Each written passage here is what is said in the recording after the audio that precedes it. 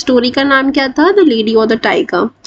Basically question में क्या है, हम इस स्टोरी का सेंट्रल आइडिया देखेंगे, यानी कि स्टोरी में बोल क्या रहा है एक्चुअली। हम देखेंगे कि एक्चुअली में आंसर को लिखा कैसे जाता है, कैसे प्रेजेंट किया जाता है। So let's start. ये इंग्लिश एंड बिजनेस कम्युनिकेशन का थर्ड है। थर्ड मतलब क्या? सेमेस्टर 3। सेमेस्टर 3 किसका? तो SY BCom। अगर आपको मेरे इस नोट से कुछ भी हेल्प मिल रही है so please hit that like button, मुझे बहुत ज़्यादा सपोर्ट मिलेगा। एंड अपने फ्रेंड्स के साथ मेरी वीडियो को आप शेयर कर सकते हैं। तो चलिए गाइस स्टार्ट करते हैं without any further. Discuss the central idea of the story the lady और द टाइगर, यानी कि स्टोरी में क्या बोल रहा है, आपको इसके सेंट्रल थीम, सेंट्रल आइडिया के बारे में बताना है। तो द लेडी और द टाइगर, इसके राइटर कौन है? तो राइटर का नाम है फ्रैंक आर स्टॉकटन। सबसे पहले ये याद रखो कि जब भी आप कोई भी आंसर को प्रेजेंट कर रहे हो, स्पेशली इन इंग्लिश, तो सबसे पहले आपको ऑथर के बारे में कुछ डिटेल लिखनी होती है, फिर आपको स्टोरी के बारे में थोड़ा आप लिख सकते हो कि कितने कैरेक्टर्स हैं, and then you can start your answer. ठीक है, तो देखो अबाउट द ऑथर। ऑथर का नाम क्या है? Frank R Stockton. इनका जन्म कब हुआ था? 1834 को, एंड डेथ 1902।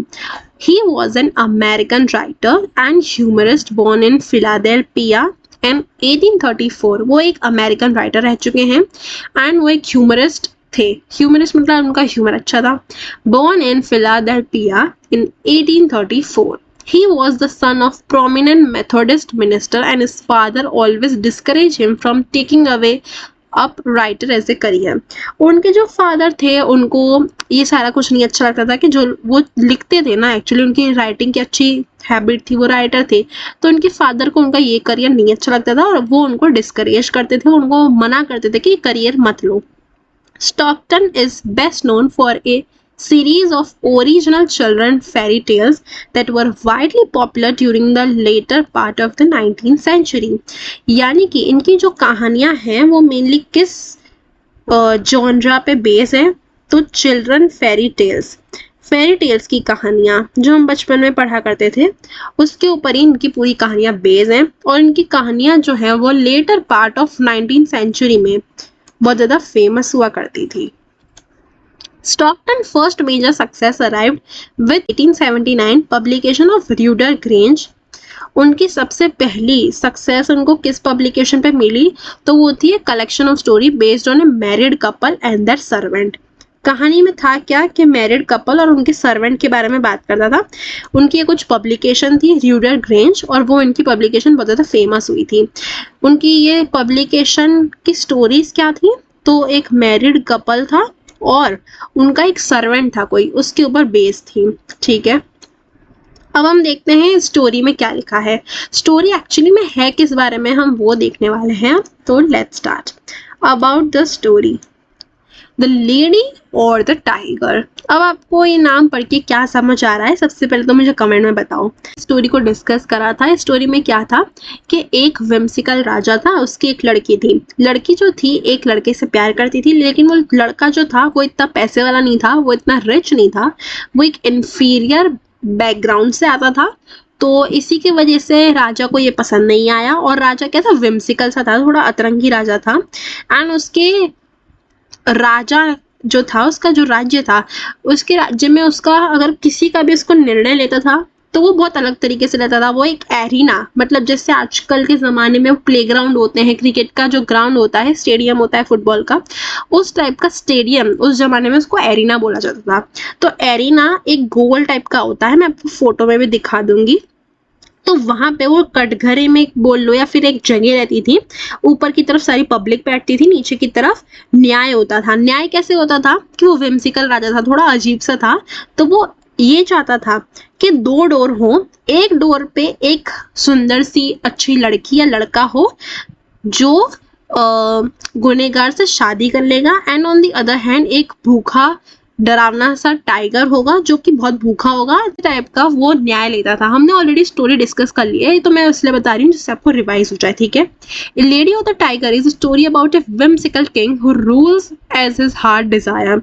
जैसा उस राजा का मन करता था वैसे वो डिजायर करता था, and has a strange way, बहुत अतरंगी सा वे था हैंडल करने का, out rewards punishment to people, यानी कि जो भी ऐसे लोग हैं जिनको जस्टिस नहीं मिल पाया या फिर जिन्होंने कुछ गुनाह करा है उनको जस्टिस कैसे दिलाना है, तो उसका way of handling this situation was very different and very strange from that of other Kings. The story describe how every person tried in front of the king is taken to the public arena. Public arena मतलब वही जो मैंने आपको बताया cricket stadium जैसा दिखता था, पहले के ज़माने में इसको ये बोला जाता था. And is faced with two doors. दो डोर रहते थे, एक डोर के पीछे एक हंगरी भूखा टाइगर रहता था, दूसरे डोर के पीछे एक सुंदर सी ब्यूटीफुल लेडी होती थी. अगर कटघरे में या फिर ग्राउंड में कोई मैन खड़ा है तो लेडी होगी, और अगर लेडी खड़ी है तो मैन होगा, इस टाइप से. In waiting whom he will have to marry if he comes out innocent. तो ये टोटली डिपेंड करता था कि उस गुनेगार, उस आदमी का लक कैसा है. अगर लक अच्छा है, ब्यूटीफुल लेडी आई तो वो उसको तुरंत के तुरंत शादी करनी पड़ती थी, भले ही अगर उसकी शादी है पहले से, उसके बच्चे हैं, फिर भी उसको करनी पड़ती थी. एंड अगर टाइगर आया तो ऑब्वियसली वो टाइगर उसको खा जाएगा तुरंत के तुरंत. और रोने वाले लोग और बैंड बाजे वाले लोग भी दोनों हाजिर रखते थे वहां पे. तो इस टाइप का अतरंगी सा किंग था ये. The same faith awaits a young man whom the king discovers is in love with his daughter. अब वो जो राजा होता है वो ये डिस्कवर करता है, ये उसको मिल जाती है चीज. क्या चीज? तो उसकी जो बेटी थी वो एक लड़के से प्यार करती थी, और वो लड़का क्या था, ऑर्डिनरी इंसान था, बहुत पैसे वाला नहीं था, और इसी की वजह से वो बहुत गुस्सा होता है. एंड वो किंग जो था वो उस लड़के को एक क्या बोलते हैं गुनहगार घोषित कर देता है. और क्राउड जो था, वहां की पब्लिक जो थी, बहुत ज्यादा एंशियसली एक्साइटेड होती है कि क्या राजा हमारी तरह, जो हम पे वो ऐसा टाइप का क्या बोलते हैं एक्सपेरिमेंट करता रहता है, क्या वो अपने बेटी जिससे प्यार करती है उस पर भी करेगा कि नहीं. तो ऑब्वियसली जो पूरा क्राउड था वो बहुत ज्यादा एक्साइटेड था. Crowd waits anxiously to see the young man face. He look upon his beloved princess who points him to the door on the right. अब क्या होता है स्टोरी में हमने देखा ही था कि जैसे ही वो आदमी जो होता है जिससे वो उसकी डॉटर, किंग की डॉटर प्यार करती है, तो जब भी वो कटघरे में या फिर वो ग्राउंड में एरिना में जाता है, तब धीरे से, जब भी कोई नहीं देख रहा तो धीरे से वो अपना राइट हैंड ऊंचा करती है और एक स्लाइटली उसको इशारा देती है राइट की तरफ. अब आपको ये सोचना है कि राइट की तरफ टाइगर होगा या राइट की तरफ एक लड़की होगी सुंदर सी, जिससे उसको शादी करनी पड़ेगी उस लड़के को. तो क्या होता है, हम लेडीज लोगों में इधर यही दिखाया गया है इस पूरी स्टोरी में कि लेडीज जो होती है उनका क्या होता है, थोड़े जेलसी पॉइंट ऑफ थिंकिंग रहती है. तो आपको क्या लगता है, आपको ये कमेंट करके दिखाना है. यही इस स्टोरी का मेन थीम है. आगे पढ़ते हैं क्या लिखा है. The lover starts to open the door and the author leaves the story on an open ended question. Author जो है वो ओपन एंडेड क्वेश्चन में स्टोरी को छोड़ देता है, यानी कि आप हमें बताओ. ऑथर ये बोलता है कि जो पब्लिक है जो ये स्टोरी को रीड कर रही है वो बताएगी कि स्टोरी का एंड कैसे होता है. ऑथर ने हमें कुछ बताया ही नहीं था. Did the princess save her love by pointing to the door? क्या वो जो प्रिंसेस थी, राजा की जो डॉटर थी, क्या उसने राइट साइड में क्या दिखाया होगा? क्या उस डोर के पीछे एक लेडी थी या फिर उस डोर के पीछे कोई टाइगर था भूखा एकदम? This open endless challenges the mind of the reader and compels him or her to think of the possible climax to this story while providing an interesting twist in the tale. यही story में बताया गया है. ये हमने story का overview देख लिया. अब हम देखते हैं third central idea of the story. Long, long ago, there lived a king who was crude and very much like a savage. He had learned some manners from his Latin neighbor. He had none of the grace and polish of his neighbor. उसके जो Latin neighbour थे वो बहुत ज़्यादा अच्छे थे, उनमें manners से किंग वाली जो हरकतें होती हैं, जो एटिकेट होते हैं, वो उनके लेटिन नेबर्स में थे. लेकिन ये जो किंग था उसके में बिल्कुल भी ऐसे एटिकेट, पॉलिश और ग्रेसनेस बिल्कुल भी नहीं थी. Because he had so much authority as a king, he was able to force some of these fancies into reality.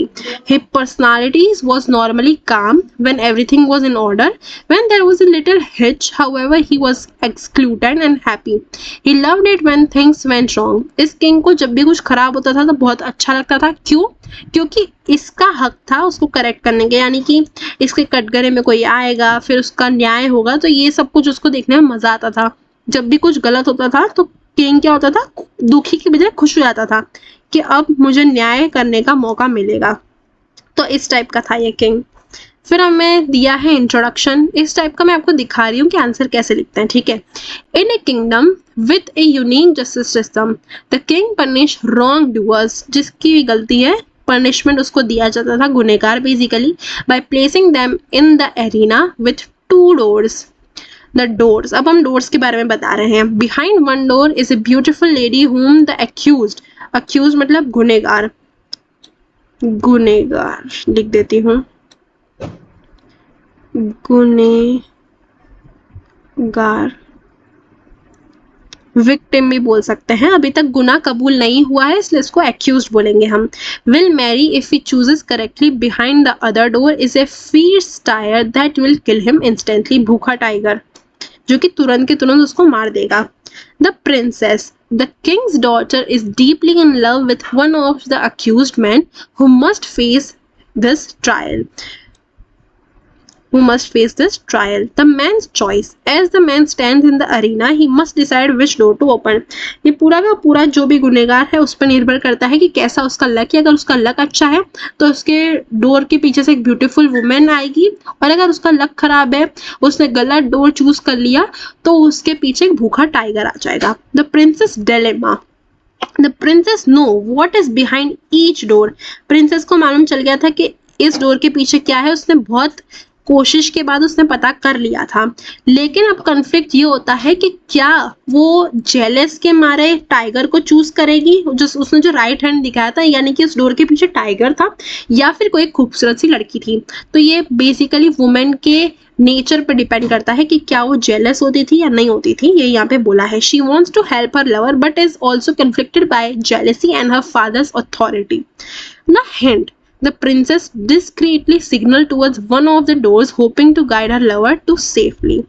The man's decision, अब वो जो आदमी था, वो जो डॉटर उसकी जो थी, किंग की डॉटर, वो जिस लड़के से प्यार करती थी, वो क्या वो प्रिंसेस को ट्रस्ट करता है? क्या वो सोच रहा होगा कि क्या वो प्रिंसेस ने दिखाया होगा मुझे डोर, उसके पीछे क्या होगा? तो ये यहाँ पे पूरी स्टोरी में बोला है। Trusting the princess the man moves towards the door she indicated. अब वो जो लड़का होता है वो उसी डायरेक्शन में जाता है जिस डायरेक्शन में उसकी प्रिंसेस ने उसको हाथ दिखाया था, दैट इज राइट डायरेक्शन में। क्लिफ हैंगर एंडिंग, यानी कि एकदम अजीब टाइप की एंडिंग है जो कि हमें मजबूर कर देती है थिंक करने पे कि क्या हुआ होगा at the end. The story ends just as the man is about to open the door. Story वैसे ही एंड हो जाती है जैसे ही वो जो मैन है वो डोर को ओपन करने जाता है, और रीडर्स यानी कि हम सब लोगों को, जो राइटर है वो सस्पेंस में एकदम छोड़ देते हैं कि आप रीडर्स बताओ कि स्टोरी में क्या हुआ होगा। तो आप भी मुझे कमेंट करके बताओ कि आपका क्या थॉट प्रोसेस है, आपको क्या लगता है कि क्या हुआ होगा। He will find the lady और द टाइगर, क्या उस लड़के को लेडी मिली होगी ब्यूटीफुल सी, या फिर एक भूखा टाइगर मिला होगा। कंक्लूजन, ये आपको हर आंसर के बाद लिखनी है, क्योंकि इससे क्या होता है, एग्जामिनर जो है, जो चेकर है, उसके माइंड पे एक अच्छी इंप्रेशन पड़ती है कि आपको स्टोरी अच्छी तरह आती है। तो आप ये का ये सीन लिख सकते हो या फिर आप बना के खुद भी लिख सकते हो। The ambiguous ending of the story leaves the reader questioning the princess true intention, क्या उस प्रिंसेस के ट्रू इंटेंशन रहे होंगे, and the outcome of the man's choice.